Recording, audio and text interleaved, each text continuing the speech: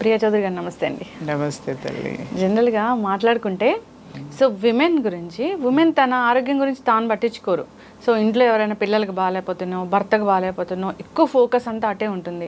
తనకి iron deficiency ఉన్నా, anaemia ఉన్నా, లేదా ఫీవర్ వచ్చినా తను మొత్తం హెల్త్ గురించి పట్టించుకోకుండా జీవితం అంతా వాళ్ళకే అర్పించేస్తూ ఉంటారు. హెల్త్ ఇష్యూస్ అనేవి విమెన్కి ఎక్కువగా వస్తున్నాయి. కారణం ఏంటంటే ఇదే అని చెప్తున్నారు. తన ఆరోగ్యం మీద తనకు అవగాహన లేకపోవడం, పట్టించుకోకపోవడం.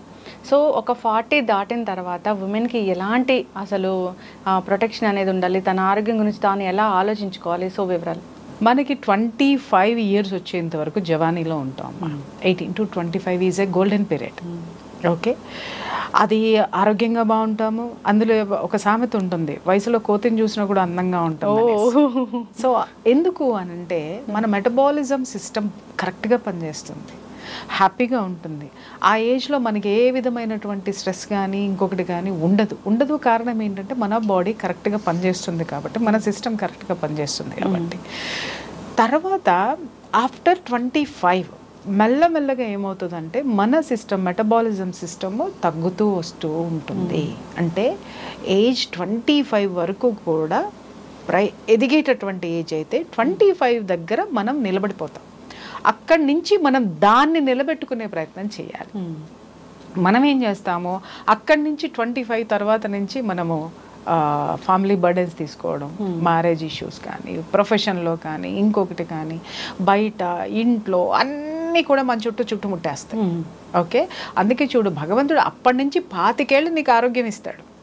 నీ శరీరం, భగవంతుడు అంటే ఎవరో కాదు, దేహమే దేవాలయం, నీ శరీరమే నీకు భగవంతుడు.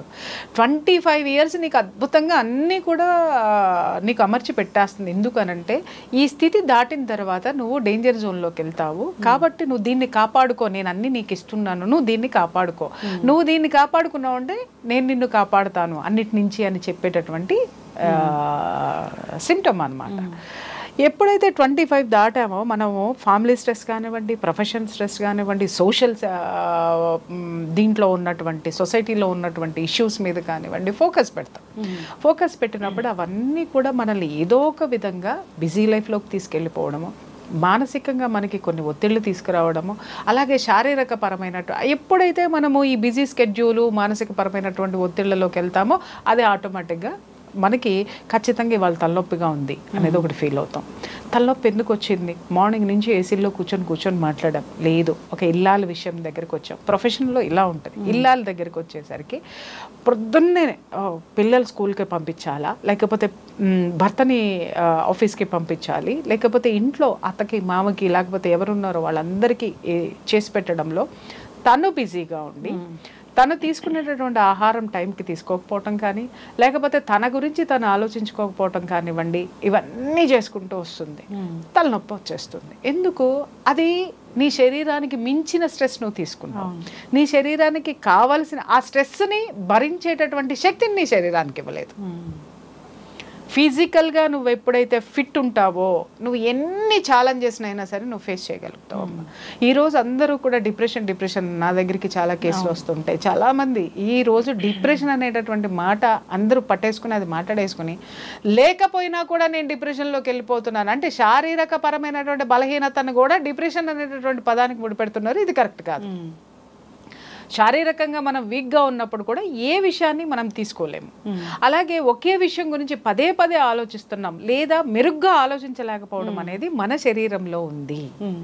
అక్కడ ఫాల్ట్ ఎక్కడుందంటే మన శరీరాన్ని మనం కరెక్ట్గా పెట్టలేదు, దానికి సరైనటువంటి ఆహారం ఇవ్వలేదు, దానికి కావాల్సినటువంటి పోషక విలువలు అందించలేదు కాబట్టి ఇది ఉంది. ఇప్పుడు చూడమ్మా, ఇప్పుడు ఒక ప్రోగ్రామ్ అవుట్పుట్ రావాలి అని అంటే కెమెరా కరెక్ట్గా ఉండాలి, యాంకర్ కరెక్ట్గా ఉండాలి, గెస్ట్ కరెక్ట్ ఇన్ఫర్మేషన్ ఇవ్వాలి, ఆ తర్వాత ఎడిటర్ కరెక్ట్గా చేయాలి, ఎడిటింగ్ అయిన తర్వాత సిస్టమ్ సపోర్ట్ చేయాలి అతనికి, అలాగే కెమెరామెన్ తీయడం కాదు కెమెరా సపోర్ట్ చేయాలి.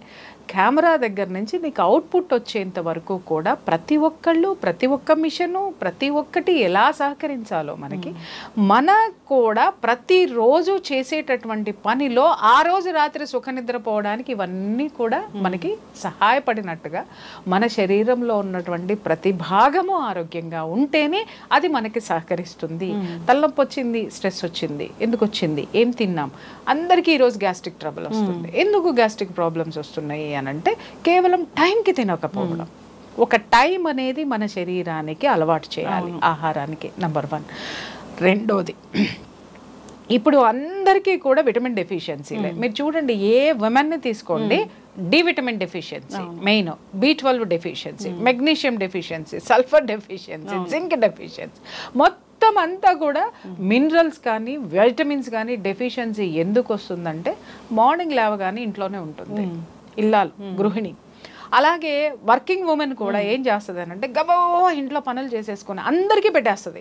తను ఏదో గబా గబా గబా మెక్కేస్తుంది. తినడం కాదు, మెక్కటం అంటారు దాన్ని. మెక్కేసేసి గబగబా ఒక బాక్స్ తను కూడా వేసుకొని చలో ఎక్కడికి వెళ్తుంది, ఇక్కడ నుంచి క్యాబ్లో కూర్చుంటుంది, లేదా ఈ రోజు మెట్రోలో కూడా ఏసీలు వచ్చేసాయి. ఎక్కడా కూడా మనకి సూర్య భగవానుడు అనేటటువంటి వాడు మన శరీరానికి తగలకుండా మనం చాలా జాగ్రత్తగా పడుతున్నాం. ఎందుకు మనకి డి విటమిన్ డెఫిషియన్సీ వస్తుందంటే నువ్వు ఇండోర్లో ఎక్కువ ఉంటున్నావు, నాట్ అవుట్డోర్. ఇండోర్లో ఎక్కువ ఉంటున్నావు, అవుట్డోర్లో లేవు. ఎప్పుడైతే నువ్వు ఎండ వచ్చినప్పుడు నువ్వు బయటికి వెళ్తావో, పొద్దున్నే చూడండి, ఇదివరకు కళాపు జల్లి పుగ్గులు పెట్టి అన్నీ చేసి తర్వాత ఎండలో బట్టలు ఆరేయడానికి కనీసం వాళ్ళకు ఒక అరగంట పట్టేది. ఇంటిల్లి పాది బట్టలు ఉతికి ఎండలో ఆరేసినప్పుడు ఆ ఎండలో ఎక్కువసేపు ఉండేవారు, డి విటమిన్ ఉండేది. అలాగే ఇంట్లో ఉన్న ఏమైనా ఆరబెట్టడానికి ఎండలో ఆరబెట్టి అక్కడ కాపలా కూర్చునేవాళ్ళు. ఆ కొంచెం నీడలో కూర్చున్నా కూడా ఆ యూవీ రేస్లు ఏమయ్యాయి అంటే మన బాడీకి వచ్చాయి. అందుకని డి విటమిన్ డెఫిషియన్సీ అనేది మన పెద్దలకి లేదే, మనకే ఎందుకు వచ్చింది? ఎందుకు అనంటే మొత్తం సూర్యుడిని టచ్ మీ నాట్ అనేసామన్నమాట. అలాగే ఇప్పుడు ఇల్లాలు కూడా ఏమవుతుంది, గబగబా పనులు చేసేసుకోవడం, అది అయిపోయిన తర్వాత టీవీ చూడడం, లేదా గబగబా పనులు చేసుకోవడం, అది అయిపోయిన తర్వాత వీడియోలు చూడడం. నేను తప్పు పట్టట్లేదమ్మా, రొటీన్ లైఫ్ గురించి ఎక్స్ప్లెయిన్ చేస్తున్నా. అది ఇంపార్టెంటే కావచ్చు. గబగబా బట్టలు ఉతికేసుకోవడం, ఎవరికో ఒక పనులు చేసేసుకోవడం, ఎవరికో ఒకళ్ళకి సోది ఉప్పర సోదంతా మనం మాట్లాడుకోవడం లేదు. ఆ టైం కూడా లేనటువంటి ఉమెన్ ఉన్నారు. ఒకదాని తర్వాత ఒకటి. ఇప్పుడు జాయింట్ ఫ్యామిలీస్ ఉన్నాయనుకోండి, అత్తగారు ఏదో ఒకటి చెప్తుంది, మాంగారు ఏదో ఒకటి కావాలంటారు, తర్వాత ఆడపడుచులు వచ్చి ఏదో ఒకటి అంటారు. చాకిరీ చాకిరీ చాకిరీ చాకిరీ ఆ గదికి పరిమితం అయిపోతుంది, ఆ ఇంటికి, ఆ వంట గదికో లేకపోతే ఆ ఇంటికో ఆమె పరిమితం అయిపోతుంది. ఆమెకి ప్రకృతితోటి సంబంధాలు కట్టు, అలాగే తన దేహం నుంచి కూడా సంబంధాలు టోటల్గా కట్ చేసుకొని ఉంటుంది. ఇంట్లో ఎవరికి రోగం వచ్చినా వాళ్ళకి ఏం కావాలో కనుక్కొని డాక్టర్ చెప్పిన దాన్ని ఫాలో అయ్యి టైం టు టైం వాళ్ళకి ఇస్తుంది. అవును, ఓకే, దే ఆర్ హెల్తీ. వాళ్ళందరికీ ఏంటి అని అంటే ఈవిడ చూసుకుంటుంది కదా. ఇంకొకటి ఏంటంటే ఇక్కడ ఫ్యామిలీలో కూడా మనం గమనించాల్సింది ఏంటంటే, ఈమె చాకరీ చేసిన తర్వాత పిల్లలు కానీ భర్త కానీ, ఒకవేళ ఆడపడుచులు అయితే వాళ్ళు కానీ, లేకపోతే మరుదులు బావగారులు అయితే వాళ్ళు కానీ, అత్త కానీ మాంగారు కానీ, ఎవ్వరూ కూడా వాళ్ళు కోలుకున్న తర్వాత ఒక చిన్న థ్యాంక్స్ కూడా ఆవిడకి చెప్పరు. ఎగ్జాక్ట్లీ చెప్పరు. అంటే కృతజ్ఞత కోరుకోనటువంటి జీవితంలో ఎంత అద్భుతమైనటువంటి ప్లేస్ ఆవిడ తీసుకుంది. దాన్ని ఎవడు ఈ ప్రపంచంలో ఎవడు గుర్తించడు.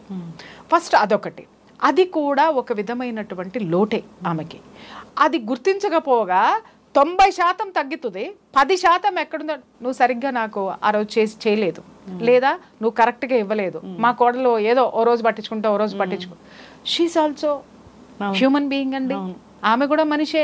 మీకు బాగోనప్పుడంతా మీకు బాగుండేదాకా సపర్యలు చేయడానికి మరబొమ్మ కాదే. తనకే ఒక శరీరం ఉంది, ఆ శరీరంలో వచ్చేటటువంటి బాధలు ఉంటాయి, అలాగే మానసిక బాధలు ఉంటాయి, భర్త నుంచి వచ్చేటివి ఉంటాయి, పిల్లల నుంచి వచ్చేటటువంటి స్ట్రెస్ ఉంటుంది. ఇవన్నిటికీ ఆవిడకి విశ్రాంతిని మీరు ఇవ్వరా? ఆవిడ సెలవు కోరుకోదా? ఇప్పుడు మనకి వర్కింగ్ ఉమెన్కి కానీ వర్కింగ్ ప్లేస్లో మనకు ఒక రోజు సెలవు ఉంది, వారానికి ఒక సెలవు ఉంది. గృహిణికి ఏదమ్మా సెలవు? అవును, లేదు. ఆ రోజు ఇంకా ఎక్స్ట్రా బర్డెన్ ఉంటుంది, ఎక్స్ట్రా వర్క్ ఉంటుంది. అది తీసి పక్కన పెడితే ఎవరికి ఏం కావాలో ఆ పోషక విలువలు ఇచ్చేసి ఆ శరీరాన్ని సిద్ధం చేసి మళ్ళీ వాళ్ళని ఈ ప్రపంచంలోకి తీసుకొచ్చేస్తుంది.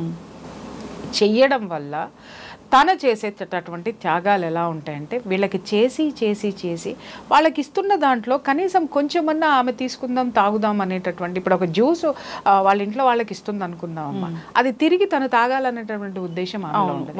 ఇది వాళ్ళకి, తనకి హ్యాపీ ఫీల్ అవుతుంది. ఇది వాళ్ళకి, ఆ ఉద్దేశంతో ఉంటుంది తను. ఇది వాళ్ళకి అంటే వాట్ అబౌట్ యూ? నీకు సరే ఇలా త్యాగం చేసేస్తూ ఉంటుంది. అలాగే అర్ధరాత్రులు అపరాత్రులు అక్కడ ఇంట్లో ఎంతమంది పిల్లలు ఉన్నారో భర్త యొక్క టెన్షన్లో, అత్తమామల యొక్క టెన్షన్లో, ఈమె పుట్టింటి టెన్షన్లో, తర్వాత పిల్లల టెన్షన్లో అన్నీ కలిపి గ్రైండర్లో వేసి మిక్సీలో వేసి ఆవిడ శరీరంలో పోసేసుకుంటుంది. ఆవిడ తాగే జ్యూస్ అదే. ఇది శరీరం తట్టుకోవాలి అని అంటే నీ శరీరాన్ని నువ్వు సిద్ధంగా ఉంచావా, బలంగా ఉంచావా? నేను అడుగుతున్నా. సిద్ధంగా అంటే బలంగా ఉంచావా? నువ్వు నీ గురించి నువ్వు పట్టించుకోవటం లేదు. ఇంట్లో ఎవరికి వచ్చినా లేదా ఇంటిల్లిపాదికి వచ్చినా కూడా ఒక్క ఇల్లాలు సేవతోటి ఇల్లు మొత్తం కూడా ఆరోగ్యవంతం అవుతుంది. అదే ఇల్లాలు పడిపోతే చూడండి, భర్త ఆయన ఆఫీస్కి ఆయన వెళ్ళిపోతాడు, ఎందుకంటే ఆఫీస్కి వెళ్ళకపోతే డబ్బులు ఎట్టా వస్తాయని మాట్లాడతాడు. ఇంకొకటి, ఏ భర్త కూడా నా భార్యకి ఒంట్లో బాగలేదు అని చెప్పేసి సెలవు పెట్టుకుని ఉన్న భర్తలు ఎంత శాతం ఉన్నారు చెప్పమ్మా నువ్వు నాకు? అలాగే పిల్లలు, అరే జ్వరం వస్తే మా అమ్మ మా దగ్గర నుంచి కదలదు, హాస్పిటల్కి మోసుకెళ్తుంది, అక్కడికి మోసుకెళ్తుంది, ఇవాళ మా అమ్మకి బాగాలేదు, స్కూల్ నుంచి రాగానేనో లేకపోతే ఇంకొకటి మా అమ్మ దగ్గర కూర్చుందాం, మా అమ్మకి ఏం కావాలో ఇద్దాం, ఏం చేద్దాం అనేటటువంటి పిల్లల శాతం ఎంతమంది ఉందో చెప్పు. అలాగే అత్తమామలు కూడా అంతే, అరే మా కోడలకు బాగాలేదు, నాకు ఇంత చేస్తుంది కదా, తను బాగుంటేనే మేము బాగుంటాం, తనకి ఏదన్నా చేద్దామని ముందుకు వచ్చేటటువంటి అత్తమామల శాతం ఎంత ఉందో చెప్పు. సో తను ఏంటంటే సపరేట్ చేయబడిపోయి, అంటే తనకు తానే సపరేట్ అయిపోతూ ఉంటుంది, దానికి తోడు వీళ్ళు సపరేట్ చేయడంతో తను పూర్తిగా ఇగ్నోర్ అయిపోతుంది అనమాట. తనకి తాను ఇగ్నోర్ చేసుకుంటుంది, అలాగే ఇతరుల చేత కూడా తను విస్మరించబడుతుంది కరెక్ట్గా చెప్పాలంటే. దాంతో ఏమవుతుంది అని అంటే, ఇంకొక విషయం కూడా ఇక్కడ ఆడవాళ్ళు బాగా ఇక్కడ గుర్తుపెట్టుకోవాల్సింది ఏంటంటే, ₹1 దాద్దాము, అమ్మో ఖర్చు ఎక్కువైపోతుంది, అమ్మో ఖర్చు ఎక్కువైపోతుంది, అది వాళ్ళ విషయంలోనే చూస్తారు. ఏ పిల్లలకి భర్తకి పెట్టాల్సి వచ్చేస్తే కావాలంటే ఒంటి మీద ఇంటి మీద అన్నీ అమ్మేసేసి అయినా సరే వాళ్ళ కోసం త్యాగాలు చేస్తారు. కానీ ఒక చిన్న గ్లాసు జ్యూస్ తాగడానికి ₹10 లేదా ₹100 అమ్మో ఖర్చు అయిపోతున్నాయి అని మాట్లాడతారు. తర్వాత అలాగే ఏదైనా ఒక మంచి ఆహారం తినాలన్నా అమ్మో ఖర్చు అయిపోతుంది అనుకుంటారు. అలాగే ఎక్కడికన్నా వాళ్ళ మనసుకి ఒక స్వాంతన కోసము ఎక్కడైనా ఒక ఊరు ఫ్రెండ్స్తో కలిసి ఒక టూర్ వెళ్ళాలన్నా అమ్మో అన్ని డబ్బులా, అవి ఉంటే మా వాడికి ఫీజు కడతాం, అవి ఉంటే ఇంకొకటి చేస్తాం, అవి ఉంటే ఇంకొకటి చేస్తాం. ఇలా ప్రతి ఒక్క దానికి తనను తాను వెనకేసుకొని వచ్చేసరికి తన ఆరోగ్యం కూడా వెనకబడిపోయింది. సో ఇక్కడ గమనించాల్సింది ఏంటంటేనమ్మా, నువ్వు నీ కుటుంబాన్ని ఎంత ప్రేమిస్తున్నావో ఆ ప్రేమని నువ్వు జీవితాంతం నువ్వు ఇవ్వడం కోసము నువ్వు నీ శరీరాన్ని కూడా ప్రేమించాల్సిన అవసరం ఉంది, నీ ఆరోగ్యాన్ని ప్రేమించాల్సినటువంటి అవసరం ఉంది. కాబట్టి వాళ్ళకి ఏ సేవలైతే చేస్తున్నావో అది నీ శరీరానికి కూడా అవసరము. నిన్ను నువ్వు పట్టించుకో. కాలం టైం తీసిన తర్వాత ఎప్పుడో 3ంటికి తినడమో 4ంటికి తినడమో అట్లా టైం ఇక్కడ మన బాడీలో ఉన్నటువంటి బైలు జ్యూస్ అనేది ఒక టైంకి రిలీజ్ అవుతుంది. ఓకే, మనం తిన్నప్పుడు ఆ టైంకి రిలీజ్ అయ్యి దాన్ని అరిగించేసి చక్కగా లివర్ దాని నుంచి ఫంక్షన్ చేస్తుంది. ఏ బాడీలో ఏ అవయవానికి ఎంత ఇవ్వాలి అనేటటువంటి టైం చూసుకుంటుంది. నువ్వు కరెక్ట్గా మనకు ఆకలేస్తుందంటే అర్థం ఏంటి అని అంటే, నేను సిద్ధంగా ఉన్నాను, నువ్వు నాకు పెట్టేసాయి, నా పని నేను చేసుకుంటా, తర్వాత నీ పని నువ్వు చేసుకో అని అది గుర్తు చేస్తుంది. మన ఆకలేస్తుంది టైం లేదు, ఆకలేస్తుంది టైం లేదు అనేసి గబ గబ గబ గబ తినేస్తారు. ఆకలేస్తున్నా కూడా అలా తినకండి. చూడమ్మా, మనకి తిండి తినేటటువంటి టైం లేనటువంటి పనులు కూడా చేసి చివరికి నువ్వు మంచాన పడిన తర్వాత నువ్వు ఎవరి కోసం పనిచేసావో, ఏ సంపాదనతో పనిచేసావో ఆ సంపాదన అంతా నువ్వు నీ రోగానికి ఖర్చు పెట్టాలి. అలాగే నువ్వు చేసిన పని చేసిన చోట కానీ, నువ్వు చేసిన త్యాగాలు చేసినటువంటి నీ కుటుంబ సభ్యులు కానీ 1 రోజో 2 రోజులో 10 రోజులో నీ పట్ల సానుభూతి చూపిస్తారు, కానీ నిరంతరము సానుభూతి అయితే చూపించరు. ఎందుకు అని అంటే they are very practical persons. తన గురించి you are emotional person. Okay, ఆ ఎమోషన్ బాండింగ్ నుంచి బయటికి రండి. ఇప్పుడు ప్రొఫెషన్లో ఉన్నటువంటి విమెన్ గురించి మాట్లాడుకుందాం. వీళ్ళకేంటి, బయటికి రాగానే టార్గెట్స్, బయటికి రాగానే విపరీతమైన ఒత్తిడి, ఆచమ్మ పోచమ్మ పనిలేందో పనికి మాలిందో ఏదో ఒకటి మనల్ని పించి చేస్తుంది. అంటే అదేదో గ్రేట్ అన్నట్టుగా మనం ఏదో ఎందుకు పనికి రానట్టుగా ఉండేసరికి మనలో ఎక్కడో ఒక అహం పైకి లేస్తుంది. అరే నన్ను ఇలా అవమానిస్తుందా, లేకపోతే వీడు నన్ను ఇలా అవమానిస్తాడా, వెదర్ మేల్ ఆర్ ఫీమేల్ అనమాట అనేసి మనం ఏం చేస్తాం, వీడికంటే నేను ఎత్తులో ఉండాలి, లేదా అందరి చేత నేను జేజేలు కొట్టించుకోవాలి, లేదా మా అందరిలో నేను పొగిడించుకోవాలి, నేను గొప్పగా ఉండాలి, నేను గొప్పగా బ్రతకాలి అనుకుంటారు. బ్రతకడం అంటే ఇవాళ ఎలా అయిపోయిందంటే, బ్రాండెడ్ బట్టలు వేసుకొని స్టైలిష్ కారుల్లో తిరిగేసి పబ్బుల్లో ఎంజాయ్ చేయటమో లేకపోతే ఇంకొకటి. It's not called life. నువ్వు ఆరోగ్యంగా ఉన్నావా లేదా? ఎగ్జాక్ట్లీ. నువ్వు ఎవరి మీద ఆధారపడకుండా ఈ ప్రకృతి మీద ఆధారపడుతూ, నీ మీద నువ్వు ఆధారపడుతూ అద్భుతంగా ఉన్నావా లేదా? ఇది లేని జీవితము, నువ్వు ఏది సంపాదిస్తే నీ తర్వాత అందరూ మర్చిపోతారు. అవును, కానీ నువ్వు మొదటి నుంచి మర్చిపోయిన నీ శరీరమే నువ్వు చచ్చేదాకా ఉంటుంది, గుర్తుపెట్టుకో. మనం చచ్చేంత వరకు ఉండేది మన శరీరం మాత్రమే. ఎవరు నో అన్నా, ఎవరు మనల్ని గెంటేసినా, లేకపోతే విస్మరించినా, మనల్ని అవమానం చేసినా, ఏది చేసినా అన్నీ భరిస్తూ నీతో ఉండేది నీ శరీరమే. చూడండి, వర్కింగ్ ఉమెన్ అయినా సరే ఆఫీస్లో ఏదైనా జరగకూడదు జరిగింది అనుకున్నాం, ఫస్ట్ మాట్లాడేటటువంటిది ఏంటంటే ఇంట్లో వాళ్ళు. నేను ఆ రోజునే చెప్పా వెళ్ళొద్దని, ఇప్పుడు అని మాట్లాడతారు. లేదు అనంటే అబ్బో ఎగిరావుగా బాగా అయిందిలే అని మాట్లాడతారు. లేదు, అర్థం చేసుకునేటటువంటి కుటుంబ వ్యక్తులు ఉన్న శాతం చాలా తక్కువ. కొంతమంది నా దగ్గరికి వచ్చేటటువంటి, ఎందుకంటే నేను కౌన్సిలింగ్ చేస్తాను కాబట్టి, నంబర్ ఆఫ్ లైఫ్స్ చూస్తాను కాబట్టి నేను అనలైజ్ చేయగలుగుతున్నాను. చాలామంది చెప్తారు, మేడం మొదట్లో బాగా సపోర్ట్ చేశారండి, రాను రాను నేను వాళ్ళ నుంచి విమర్శలు ఎదుర్కోవాల్సి వస్తుందంటే, మొదట్లో ఎందుకు సపోర్ట్ చేశారు? ఆ స్థితి ఆ రోజున సపోర్ట్ చేశారు, కానీ చివరికి రాను రాను నువ్వు బర్డెన్ అయిపోతున్నావు వాళ్ళకి. ఓకే, వాళ్ళకి అంటే అవసరానికి తగ్గట్టుగా వాళ్ళు నీతో ప్రవర్తిస్తున్నారు. అది నువ్వు గమనించాలి, అది నువ్వు తట్టుకోవాలి. ఎవడమ్మా ఈ లోకంలో ఎవడెవడికి సొంతమో? మన శరీరం మాత్రమే మనకి సొంతం. చచ్చేంత వరకు కూడా మనతో ఉంటుంది. ఇంకొకటి గుర్తుపెట్టుకోండి, ఈ శరీరం నుంచి మన ఆత్మ విడిపోయి వెళ్ళిపోయిన తర్వాత ఈ శరీరం నేను ఉండను అంటది, కుళ్ళిపోతుంది, ఇంకేమో అవుతుంది. నాకు అక్కర్లేదు, నువ్వు ఆత్మ వెళ్ళిపోయినటువంటి శరీరము ఈ భూమి మీద ఉండదు. నన్ను తగలబెట్టేయండి అంటది, లేదా నన్ను పూర్తి చేయండి అంటది, నన్ను కాల్ చేయండి అంటుంది. ఆ శరీరం మనతో పాటు వెళ్ళిపోతుంది.